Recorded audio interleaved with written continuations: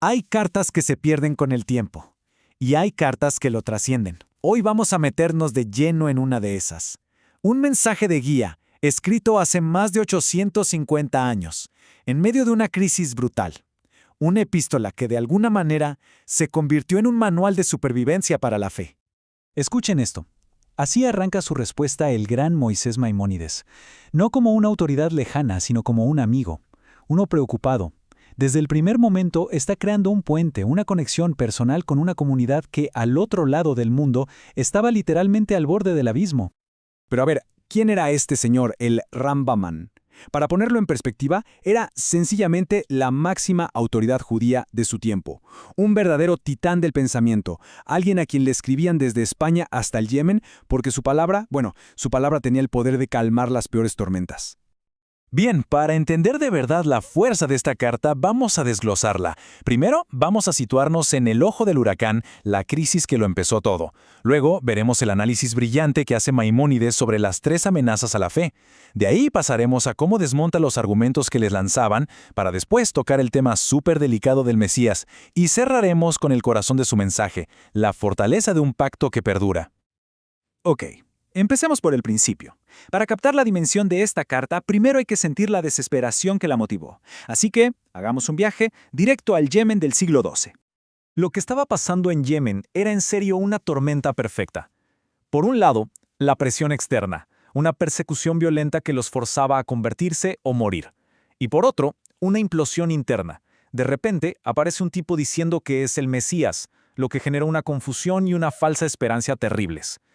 O sea, estaban atrapados entre la espada y la duda. Y en medio de esa angustia, hicieron lo único que se les ocurrió, escribirle a la única persona que creían podía darles una luz, el Rambam. Y aquí es donde la respuesta de Maimónides se pone interesantísima, porque no se limita a dar palabras de consuelo, no, él les da herramientas para pensar, una especie de mapa para que entiendan su propia situación. Básicamente, él analiza la historia y la descompone en 3 tipos de amenazas. Maimónides les dice, miren, a lo largo de la historia ha habido 3 grandes desafíos. Primero, el más obvio, la fuerza bruta, cuando intentan eliminarte por la violencia. Segundo, el ataque intelectual, cuando intentan desmantelar tu fe con argumentos. Pero y aquí está la genialidad, él identifica una tercera amenaza, mucho más sutil y peligrosa, la imitación.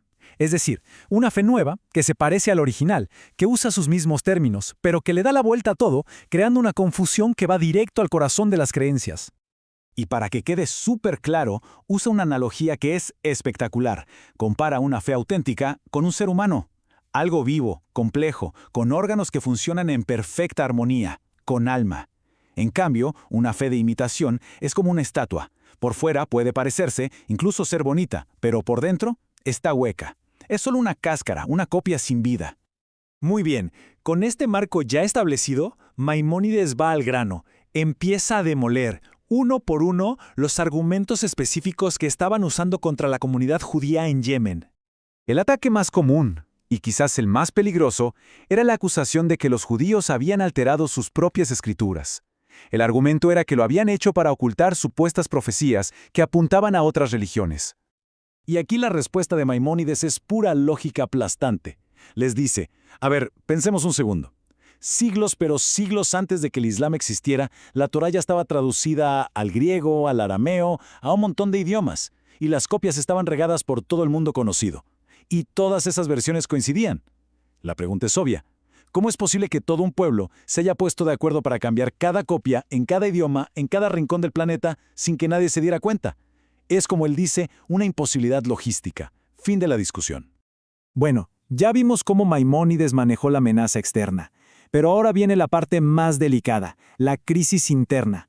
Un tema complicado porque se está jugando con la esperanza más profunda de la gente. La pregunta que estaba dividiendo a la comunidad era directa y muy potente.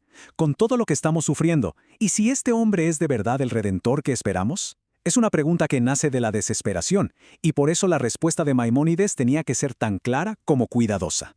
Y lo que hace es darles una especie de lista de verificación, criterios súper claros. Les dice, miren, es simple. Un verdadero profeta o Mesías viene a confirmar la ley de Moisés, no a cambiarle ni una coma. Y atención a esto, que es clave, no importan los milagros que haga. Si alguien hace maravillas pero su mensaje va en contra de la eternidad de la Torá, no hay que escucharlo. Punto. Con esto les da una herramienta para que ellos mismos evalúen la situación y les advierte de las consecuencias desastrosas de seguir a impostores. ¿Ok? Ya desarmó las amenazas de afuera y las de adentro. Y ahora, Maimónides llega al corazón de su mensaje, el clímax de la carta. Porque esto ya no se trata solo de sobrevivir, sino de recordar por qué vale la pena seguir adelante. Y para eso los lleva de vuelta a un único momento, al evento fundacional, la única fuente de certeza que, según él, puede resistir cualquier crisis imaginable. Y justo antes de soltar su argumento más poderoso, hace algo increíble. Miren esta humildad. Dice, en verdad, yo soy uno de los más humildes de los sabios. Al hacerse pequeño, le da un peso monumental a lo que va a decir. Porque ya no habla Maimónides, el gran sabio. Va a hablar la historia misma. Y su punto central es potentísimo. La fe no se basa en la visión privada de una persona en una cueva, no. Se basa en una experiencia pública, compartida, un evento presenciado por toda una nación. Para Maimónides, esto no es un asunto de fe ciega, es un hecho histórico, transmitido de padres a hijos. Y cita este versículo para probarlo. La idea es que el propio evento del Sinaí fue diseñado para ser una prueba eterna. La experiencia fue colectiva, a propósito, para que la confianza en esa revelación fuera inquebrantable, para siempre a través de todas las generaciones. Así que, el recuerdo del Sinaí se convierte en el ancla, el punto fijo en medio de cualquier tormenta. No importa qué argumentos se presenten, qué presiones se ejerzan o qué impostores aparezcan, nada puede superar la certeza de esa revelación nacional. Es el escudo definitivo. Y finalmente, Maimónides sella su carta con esta promesa divina, un mensaje de esperanza pura.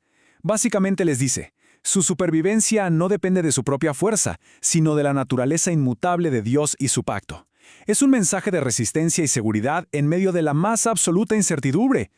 Y así, lo que empezó como una respuesta a una crisis del siglo XII se convierte en algo más. Nos deja una pregunta que sigue totalmente vigente. En nuestros propios tiempos de crisis, ya sean personales o colectivas, ¿dónde encontramos nuestro propio Sinaí? ¿Cuál es ese pilar inamovible que nos da la fuerza para perseverar?